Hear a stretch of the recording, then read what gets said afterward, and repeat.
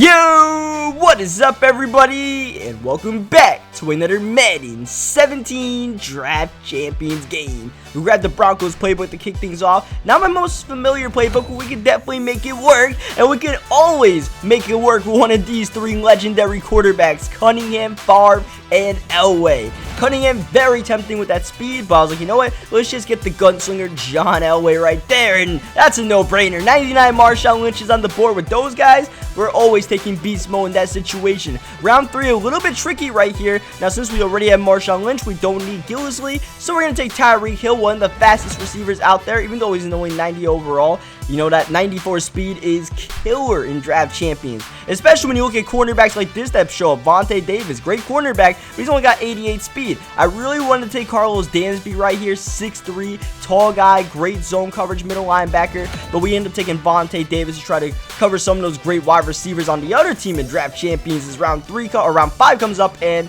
since we already have Marshawn Lynch, not a bad idea to build up on that offensive line a little bit so we get the legendary Bruce Matthews in round 6. Why not grab the Honey Badger in that situation? The Honey Badger is always making plays on the field, so we pick him up round 7. Another chance to get a great middle linebacker, but once again, we're going to pass up on that opportunity and take Leonard Williams. I really like the way Leonard Williams' cards play. Great guy to just, stuff the run and also just get good block sheds on the quarterback, so we end up grabbing him, and we finally get our middle linebacker with Zach Orr. Pretty fast guy, not the greatest guy, but I mean, it's better than the base guys they give you guys. Round 9, we get ourselves another offensive alignment to help block for beast mode. Round 10, it's time to get some receivers for John Elway to throw to, and Kelvin Benjamin, a tall target that can make that work. Don't really want Spate right there, he's more of a blocking tight end. As round 11 comes up, we get ourselves a second middle linebacker and Anthony Hitchens. I'm not really a fan of Danny Amendola, so we're not going to look at him. Blackman, I thought maybe we could get him, but we already have the Honey Badger, so we're just going to get Anthony Hitchens right there in round 12. Whoa, 99 B-Docs hits the boards, and when 99 B-Docs is there, it's very hard to pass up on him, but 97 Jerry Rice almost tempted me the other way, but we already have Benjamin, and I was like, let's just build up on that defense and have Tyrann Mathieu and the Honey Badger on the same team. Crazy hit power, crazy speed. It's going to be hard to get deep balls over those two. And plus, I never played with the 99 Brian Dawkins before, so I'm really interested to see how he plays. We got Deion Jones in that last round right there. Not a bad idea. He can do a little bit of everything. We get Cliff Averill, so he and Leonard Williams are going to be the two guys rushing at the quarterback. And in round 15, we already have those safeties, so we don't need William Malloy, but we can definitely use Telvin Smith, the fast outside linebacker for the Jaguars. That's the positional hero, Telvin Smith, in fact, as it looks like we're going against 99 Steve McNair, which is not a quarterback that I like to see, man. I've seen this McNair more than enough times, especially in Draft Champions, and the dude is a monster. Not just at throwing the ball, but whenever he runs like a running back, not a quarterback. He breaks tackles all the time. He's very tough, so gotta watch out for him. So far, no McNair runs, and I'm okay with that because he just threw a third down pass out of bounds for a loss of yardage. That's gonna bring out Tyreek Hill to return the ball, and Tyreek trying to hit a spin move right there. Now we bring out John Elway and Marshawn Lynch to try to lead this offense. Unfortunately, his legendary defensive tackle Glover gets the sack, and next play, a little bit, maybe a half a second late there for Tyreek Hill, and that's gonna end up being incomplete, and that's gonna be incomplete as well, and almost taken down for a sack again. So a very uneven start to this game, kind of trying to feel out our opponent right here. The problem with trying to feel out your opponent in Draft Champions is you don't really have too many opportunities to do that unless you have Brian Dawkins in your secondary. What a play! You guys watch that back. Dawkins went from the middle of the field. As soon as the ball was thrown up, he tracked that thing down. When the play was actually happening, I was like, oh my god, is Dawkins actually going to make that play? I didn't even click on it. I'm like, let me just see if Brian Dawkins is that damn good, and wow, is he definitely that good. But so is Glover up the edge, or up the middle right there, to get his second sack of the game already. Unfortunately, we're not able to do much with that Dawkins interception, but I'm still pretty in awe about that. So far, definitely loving that man, and he's loving Julio Jones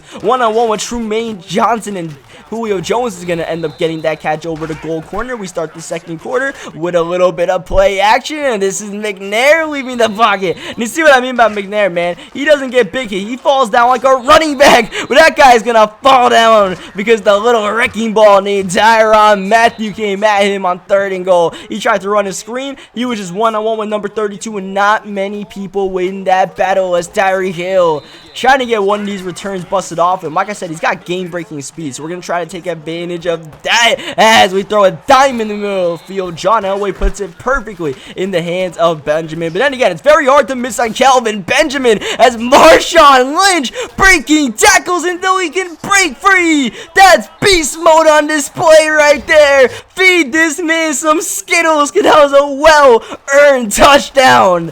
Oh, wow.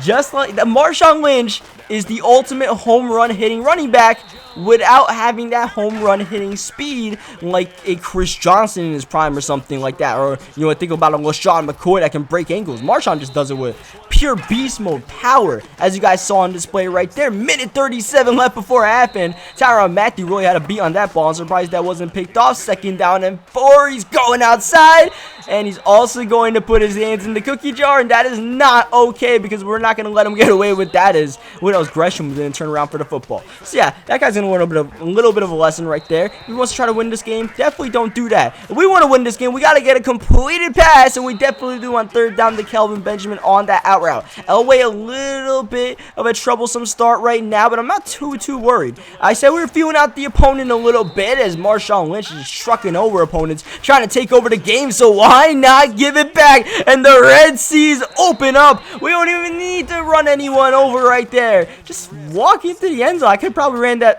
damn pitch with my fullback and gotten that. That's how great of blocking we had. That's part of the reason why I decided, you know, let's just spend some of our draft picks on some offensive linemen, because we just have such a good running back. If we can get in some open space, he can just run in there himself, as that's a nice comeback route right there, but it's not going to get the 1st down. He runs hurry up on 4th down and 2 at his own 33-yard line, looking to pass with McNair, and throws it in the flats. That pass didn't stand a chance, and not only that, this very bad decision making is going to set us up for a field goal that's good and a free 3 points to end the half. We really had no business getting that. All he had to do was punt the ball or just let the clock run out or something, you know.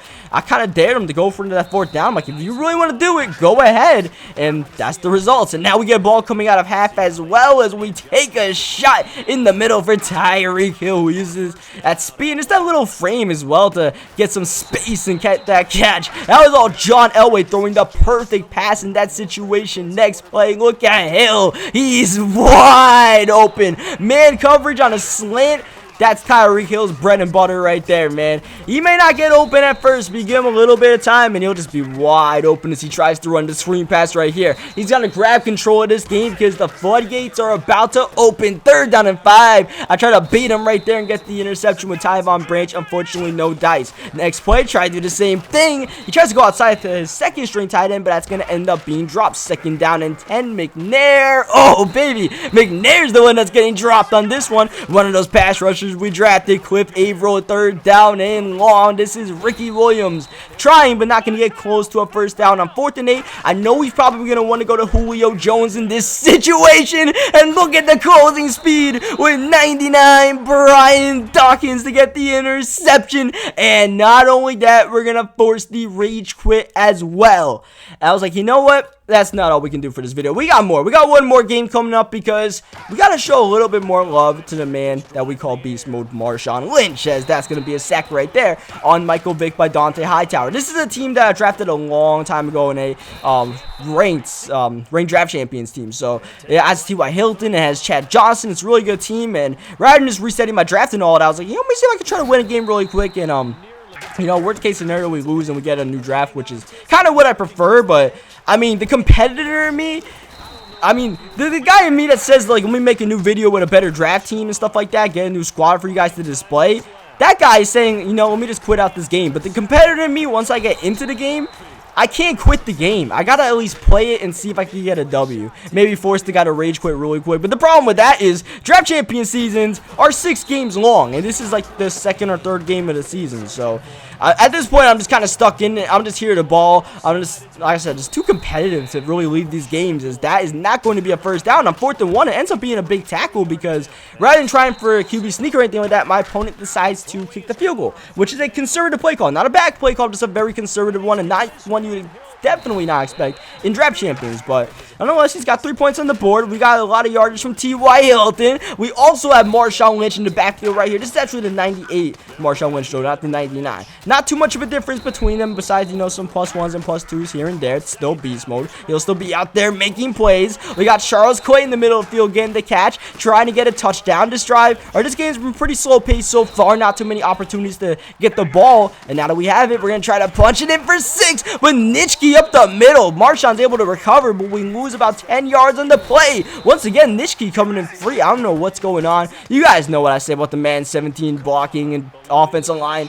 It makes no sense. So there's no reason to really try to decipher it. You just got to live with it. And unfortunately, we got to live with a field goal on that drive. Despite everything that happened, we still had a chance to get a touchdown. But Victor Cruz, who was supposed to run an angle route, decided to run backward. I really don't know what he was doing, man. Man was doing the salsa the wrong way. So that was not too helpful, as that's definitely going to help Robert Alford on the outside getting the interception, a one-on-one play. Surprised our guy made it, but definitely happy our guy made it. Was going to try to take the lead right before half, but Marshawn, he's going to put the ball on the ground, and Michael Strahan recovers. And that's the one complaint I know people have about Marshawn Lynch's cards, is that he fumbles too much. And you guys saw it right there. And you guys remember that one Ultimate Team game I put up as he's going to get a touchdown to, I believe, Odell Beckham Jr. to get the lead himself. But yeah, that one Ultimate Team game I played, we were up by 2 or something like that late in the game, and Marshawn fumbled the ball. So definitely something to look at with that beast mode, is we're just going to continue to try to feed our guy. He's still the franchise guy in this team, so we might as well give him some touches right before halftime. Don't want to do anything too stupid, so we're just going to run the ball on Marshawn one more time, see what can happen, cut it back. But then beast mode, for all he does bad, he does everything so well. You cannot get rid of the man, and by the way, you cannot tackle him either. Touchdown on the last play of halftime with 0 seconds left. Beast mode made something happen out of nothing. Like I told you guys, I was content with just going to halftime, down a touchdown, getting ball coming out of half, and just trying to tie the game up right there and then. But beast mode had other plans, and when Marshawn Lynch decided to take over games, there's really nothing you can do about it. Right now, Chad Johnson trying to take over the game himself, but I don't know what the hell this guy's doing. He's getting a gas with Nitschke. But Chad Johnson on this drive, he is showing his stuff. And here we go back to Marshawn Lynch, trying to have him break some tackles, trying to have him find a little crease in the running game. Even in the passing game, we're going to hit Marshawn, but he gets hit right back, and that's going to prevent him from getting a first down. 3rd and 1 outside. Good blocking. Nitschke going to prevent Marshawn Lynch from getting the touchdown. The two legends battling at it, but this time Marshawn's going to get the last laugh. He caps the drive off with a touchdown, and once again, number 24 is putting his handprints all over this game. At this point, all we really want is one defensive stop, and then we're feeling pretty good, and that might be it. Tavon Branch interception, and finally brought down by Michael Vick to prevent a potential pick 6. And you see he continues to try to shoot that gap with Ray Nitschke, but I don't know how he kept on doing it, just coming in free. But as Marshawn Lynch is still trucking people out here, it's just a battle of Nitschke and Marshawn Lynch right now. 3rd down and 2. We actually come out passing and completing. What a tight window to throw that ball into to Jermaine Gresham, a gold tight end. And we got it done nonetheless as we get sacked in that play. That's Derek Hart, the quarterback position, by the way. This is Marshawn. 1 minute to beat, but unfortunately we couldn't fully put him out the way. 3rd and goal. Screen pass.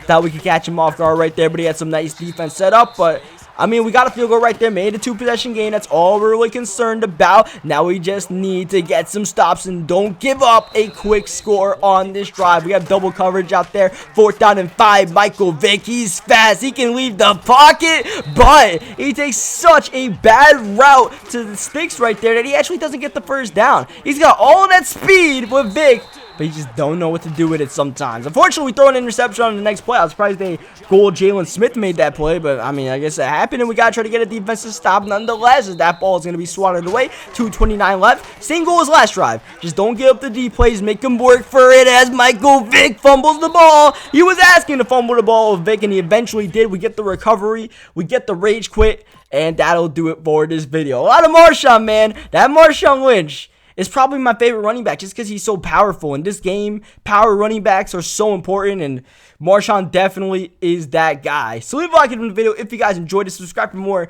Madden 17 Draft Champions or Madden 17 gameplays you like, and I'll catch you guys next time.